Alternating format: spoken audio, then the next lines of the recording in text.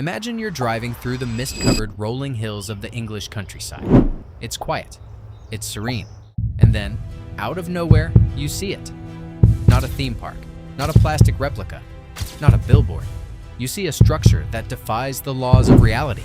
A small solitary house perched on a steep emerald green incline, looking exactly like a two-dimensional drawing come to life. In 2023, the internet collectively lost its mind when a TikTok user stumbled upon the real Peppa Pig house. But here's the thing. Seeing that house in the flesh isn't just a cool coincidence.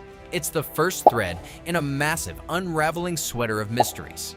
If this house can manifest in our physical world, what else from the show is hiding in plain sight? Once you stop looking at Peppa Pig as a simple children's cartoon and start analyzing the architecture, the geography, and the bizarre social hierarchy, you realize that something deeply unsettling is happening behind those bright pastel colors.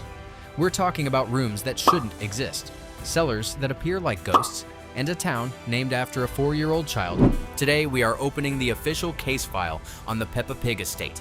We're digging into the hidden details, the architectural impossibilities, and the real reason every house in this universe is built like a fortress. Welcome to Retro Frames. Let's go down the rabbit hole. Back in 2023, the footage went mega viral for a reason. There it was, the iconic red roof, the yellow walls, and that unmistakable, lonely silhouette against the horizon. It looked like the animators had reached into the screen and pulled the house into our dimension. The immediate question everyone asked was, why? Did the creators of the show find this specific hill in rural England and use it as their blueprint? Or did a superfan with an unlimited budget and a very specific obsession build a monument to the pig family?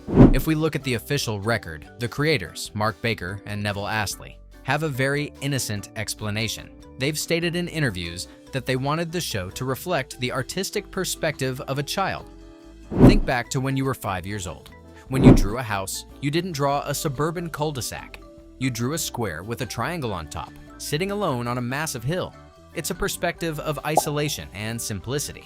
They even joked that the hill is just inherently funny because it makes the characters look slightly ridiculous as they struggle to climb it. But funny doesn't explain the reality of that house standing in England today. Who owns it? Do they know that millions of people recognize their kitchen window from a cartoon?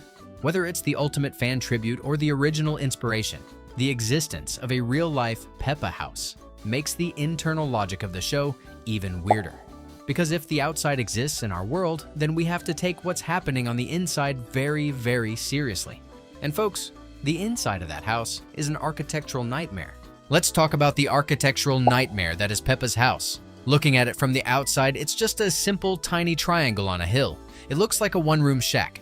But the moment you step inside, physics completely leaves the chat. Suddenly, there's a full-sized kitchen, a living room, and a dining area. Upstairs, there are multiple bedrooms, long hallways, and a winding staircase. But the real bombshell dropped in the Power Cut episode. Mummy Pig casually says, "I think there's a torch in the cellar." Wait, the what? This house sits on the very tip of a steep hill. Where is a cellar supposed to fit? Did Daddy Pig dig a secret cavern into the earth like a suburban hobbit? It's never been mentioned before, and it's never seen again. It's a room that exists in a different dimension. And here's the kicker. The show actually knows this doesn't make sense. In the episode The Camper Van, the family borrows a van that is way bigger on the inside than it should be. It has a second level, multiple beds, and a kitchen tucked into a tiny frame. Peppa looks around and says, "The camper van is just like our little house." That is a direct confession. Peppa is acknowledging that her house obeys different laws of reality. So, what's the theory? These houses aren't just buildings, they're like icebergs. The triangle on the hill is just the entrance. Everything else, the extra rooms, the hallways, and that mysterious cellar, extends deep underground into the hill itself. They aren't houses, they're bunkers. Before we get into the mystery of why an entire town is named after a toddler, I want to take a quick second to welcome you to the channel. If you love these deep dives into the weird lore and hidden secrets of the shows you grew up with, you're in the right place. We're constantly digging through the case files of nostalgia to find the stories you might have missed. Go ahead and hit that subscribe button for Retro Frames. It really helps the channel grow and lets us keep making these investigations. If you've already joined the family, drop a comment below and let us know which cartoon house we should investigate next. Now, let's get back to the strange hierarchy of Peppa Town. Now that we've established the house is a physics-defying bunker, let's look at the town itself. It isn't called Pig Village or Animal Heights. It is officially named Peppa Town.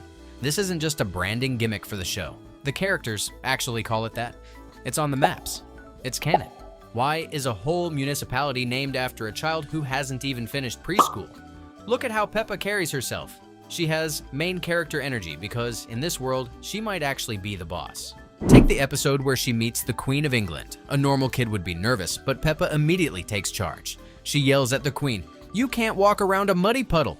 She doesn't suggest it. She commands it. And the Queen, the most powerful person in the country, actually listens. She doesn't call security. She jumps in the puddle like she's taking orders from a superior. The theory? Peppa isn't just bossy, she's royalty. Maybe her family founded the town, or maybe she's next in line for a throne nobody talks about. It explains why her house is on the biggest hill, why everyone follows her lead, and why the town carries her name. Peppa isn't a student.